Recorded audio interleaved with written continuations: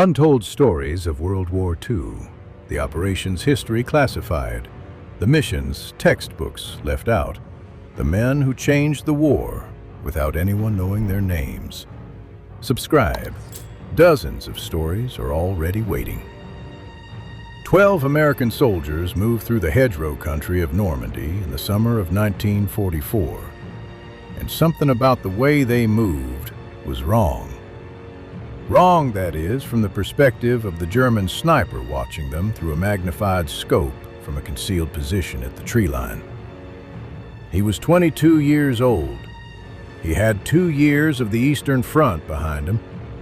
He had earned his place in one of the finest precision marksman programs the world had ever produced, forged through 3 years of industrial-scale combat against Soviet forces who had made German snipers better simply by being so dangerous themselves.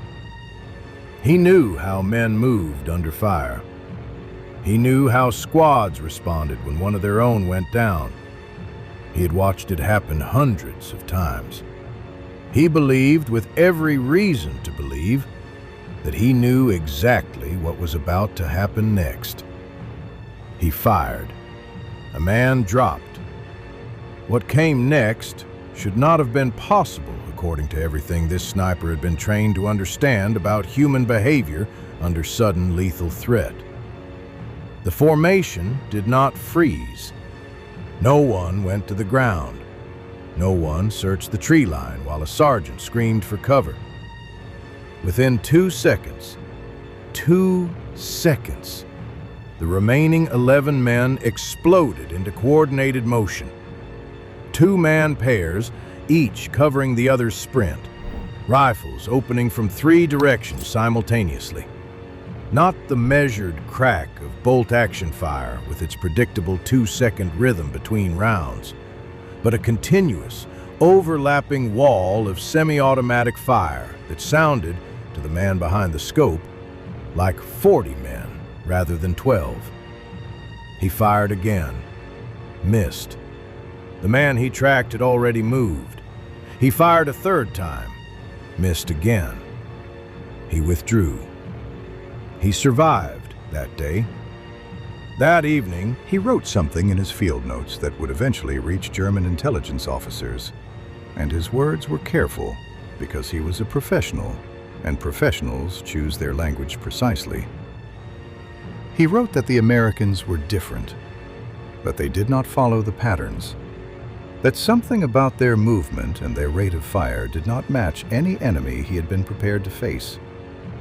He was not the first to write this. He would not be the last. The collected reports of German snipers across the summer and autumn of 1944 constitute one of the most instructive documents in the history of modern infantry warfare. Not because they describe German failure. Military history is full of failure. Because they describe, from the most precise and unsparing possible vantage point, the forensic signature of an organizational transformation. An army that had looked at catastrophe, treated it as data, and rebuilt itself from the squad level upward in less than 18 months. And the men with the clearest view of the result were the men looking through scopes, because their survival depended on accurate prediction, and the Americans had stopped being predictable. This is that story, and it begins not in France, but on the Eastern Front, where German snipers learned everything they knew, and learned it against entirely the wrong enemy. Stories like this one, the documented, granular, evidence-driven chapters that the popular history of the Second World War tends to flatten into broad strokes, are what this channel is built around. If that kind of precision matters to you, the subscribe button is right there.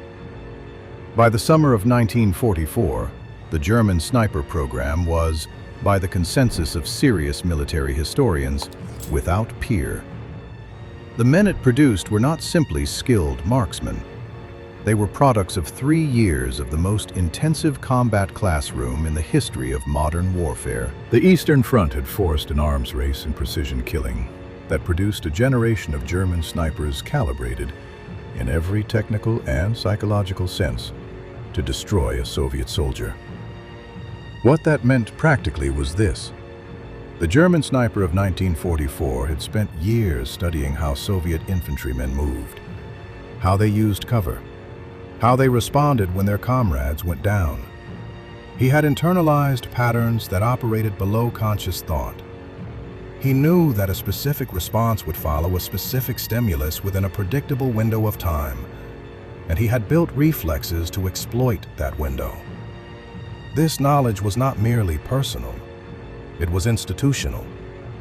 German sniper schools by 1943 had built their curricula around Eastern Front realities, and the men they graduated were world experts in the behavioral signatures of Soviet infantry under fire. In July 1944, those men were deployed into Normandy to face an enemy their entire experiential framework could not process. What German intelligence believed about American soldiers in the months before D-Day was not simply dismissive, it was operationally dangerous in its confidence. The phrase that circulated at senior command levels, "Britain's Italians," tells you the working assumption. America had numbers. America had factories. What America lacked, the analysis held, was the warrior formation that came from years of serious conflict. There was evidence for this view. At Kasserine Pass in February 1943, American forces had collapsed before Rommel's Africa Corps in ways that confirmed every German assumption. Officers who had never visited their own front lines, tanks blundering into prepared kill zones without reconnaissance. Units that panicked under fire went to ground and waited, providing exactly the stationary targets that a trained sniper's entire method depended on.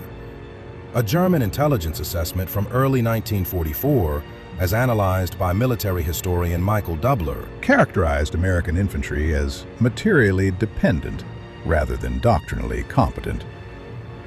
This assessment was not unreasonable. It was based on available data. The problem was that the data was 18 months out of date. Because after Kasserine, something happened inside the American Army that the German intelligence apparatus did not fully register. Something institutional. Something that had nothing to do with new weapons or additional manpower, though both followed. The Americans looked at Kasserine as a data set, and they rewrote everything. Every army in that war suffered catastrophic failures. The British at Dunkirk, the Soviets in the opening weeks of Barbarossa, the Germans themselves at Stalingrad. What separated the armies that recovered from those that didn't was the institutional response. The Americans, coming fresh to the war and carrying the particular cultural tendency of a young nation to treat failure as information rather than shame, responded to Kasserine by doing something that sounds straightforward, but is historically extraordinary. They fired everyone who had failed. They replaced them with men who had analyzed the failure. They rewrote the tactical manuals, specifically at the section and platoon level, where individual infantry behavior is determined, within weeks of the collapse, and they distributed the lessons through the chain of command with a transparency that German commanders who survived the war later described as astonishing. The document that connected all of this to what German snipers would eventually see in France was a periodic bulletin called Combat Lessons, issued by the 1st U.S. Army, which compiled after-action reports from every unit in contact with the enemy and extracted specific, granular, operational guidance. One lesson appeared in those bulletins again and again across the Sicilian and Italian campaigns and into France. Never go to ground and wait when you come under sniper fire. The lesson had been paid for in blood. A squad moving through open ground. A German sniper fires one round, one man down. The squad goes to the earth. The sniper fires again, another man down. The squad stays down. The sniper, patient, systematic, working from concealment the squad cannot locate, works through the formation. He has all the time in the world. They have given it to him. The correct response to sniper fire, as combat lessons articulated it with the plain clarity of men who had survived long enough to transmit it, was immediate, aggressive forward movement. Fire at the probable position. Move. Fire. Move. Do not give the man behind the scope a stationary target. It is counterintuitive to every instinct a human body possesses in a moment of mortal threat. Lying flat feels like survival, but the mathematics are brutal and simple. For a trained sniper, a stationary target is nearly a guaranteed outcome. A moving target firing back, multiplying the apparent firepower of the formation, is a problem the sniper's manual has no clean answer for. The American infantry learned this. Slowly, painfully, through blood and after-action reports and rewritten doctrine. And the weapon that made the doctrine executable was waiting for them. General George Patton called it the greatest battle implement ever devised.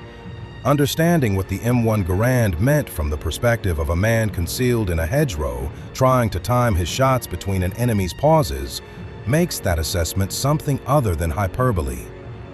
Every major German infantry rifle in Normandy was bolt action. The Carabiner 98K, 5 rounds, internal magazine, manual bolt cycle required between every shot, 2 to 3 seconds per round in practiced hands. That 2 to 3 second interval was not merely a mechanical fact, it was a tactical constant. A sniper could hear a bolt action engagement and count the rhythm. He could predict the pauses. Those pauses were when you moved, when you repositioned, when you worked. The M1 Garand was semi-automatic. Pull the trigger, the gas-operated mechanism cycles, the weapon is ready again before the trigger finger has completed its return stroke. 8 rounds per clip, reloaded 3 times faster than the K9 8K, not by individual heroism, but by mechanical design. When a 12-man American squad engaged a position with M1s, the acoustic signature was consistent with a force 2 to 3 times that size, armed with bolt-action weapons. Documented accounts from the hedgerow fighting describe German positions that withheld counterattacks, waiting for what their commanders believed were reinforcements behind the initial contact, only to discover that the entire fire volume had been produced by a single platoon. For a sniper, this was not merely surprising, it was operationally paralyzing. A sniper calculates. He observes a formation, estimates strength from the fire volume, times his shots to the rhythm of the enemy's return fire. His survival depends on accurate assessment. The M1 Garand broke every acoustic input he had been trained to trust. Patton codified the tactical application in a set of letters of instruction issued to his corps and division commanders. He called it marching fire. Every man in an advancing formation fires continuously, at the shoulder, at the hip, every 2 or 3 paces, while moving forward. The defender's head stays down. The momentum of the attack is never surrendered, and crucially, from the sniper's perspective, the advancing force does not pause. It does not offer windows. It comes. A sniper's entire method depends on the enemy stopping long enough for an accurate shot. German snipers on the Eastern Front had learned that Soviet soldiers, whatever their courage, would go to ground under fire and provide those windows. American soldiers armed with a weapon that allowed them to fire while advancing without stopping to cycle a bolt, trained under a doctrine written specifically around that capability, did not provide them, or provided them so briefly between individual movement steps that exploiting them required reaction times beyond human performance. The evidence of what this produced is specific and documented. German sniper reports from Normandy cluster around recurring observations. Return fire was immediate and sustained. No window between the shot and the response. Fire came from multiple directions simultaneously. American squads moved in two-man pairs with mutual coverage that disrupted the priority targeting hierarchy German snipers had been trained to exploit. And above all, the rate of fire disturbed German calculations not just acoustically, but temporally. German assault doctrine was built for a world in which bolt-action rifles created the rhythm of small unit combat. Fire, pause, movement. The M1 Garand in mass quantities, trained into a doctrine of continuous suppression, eliminated the rhythm. One German infantry commander, cited in analyses of captured field documents, is reported to have said approximately, "Our men are being asked to assault positions where the defensive fire does not stop." He was not speaking of artillery. He was speaking of rifles. The tree sniper, a tactic that proved highly effective in the Pacific and in the early weeks of the Normandy campaign, offers a precise measurement of the shift. German snipers initially deployed concealed positions in the dense canopy of the bocage with meaningful early results. By mid-July 1944, the tactic had been largely abandoned in American sectors. An embedded correspondent noted at the time that the accumulated marksmanship of soldiers with M1 Garands, who had learned to look up and who could place multiple aim shots rapidly without cycling a bolt, had made tree positions prohibitively lethal for their occupants. A specific tactical option, a genuine high ground advantage, was eliminated not by counter-sniper operations or artillery, but by the accumulated semi-automatic accuracy of riflemen who had learned the lesson. This is what institutional adaptation looks like from the receiving end. Not a battle, a quiet deletion from the options list. What German snipers were reporting across that summer, the strangeness, the patterns that didn't match their training, the volume that didn't match the unit sizes, was the forensic signature of 4 distinct changes working together. Behaviorally, American soldiers had been trained not to go to ground under fire, and the training had taken. Acoustically, the M1 Garand had broken every sound calculation the German sniper had been taught to trust. Structurally, the two-man mutual coverage system disrupted the priority targeting hierarchy that German doctrine had been built around.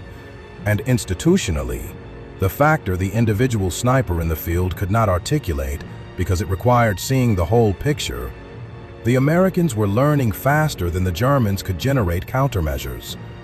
By late 1944, the German army's response to the strange Americans was deploying adolescent stay-behind snipers, some as young as 16, left in concealed positions when German lines retreated, ordered to fire from the rear on Allied troops who believed the fighting had passed them. Tactically disruptive in a narrow sense, almost universally fatal for the snipers themselves. Not because they were incompetent, because by the time those young men were deployed, American squads encountering sniper contact knew exactly what to do. The lessons of the summer had been absorbed. The doctrine had become muscle memory. The men who had learned it the hard way in Tunisia and Sicily had taught it in blood and after-action reports to the men beside them in France. The German sniper who began this story survived the war. He never learned, as far as the record shows, the full picture behind what he had observed. He had the view from the scope, and the view from the scope was of 12 men who moved faster than they should have, fired more rounds than should have been mechanically possible, and refused to do what every enemy he had ever trained against had always done. He wrote it down, passed it up the chain. It became one fragment in a body of reports that the German army, for structural reasons, could never convert into effective counter-doctrine fast enough to matter. What those reports said, in so many different voices across so many different engagements, was the same thing.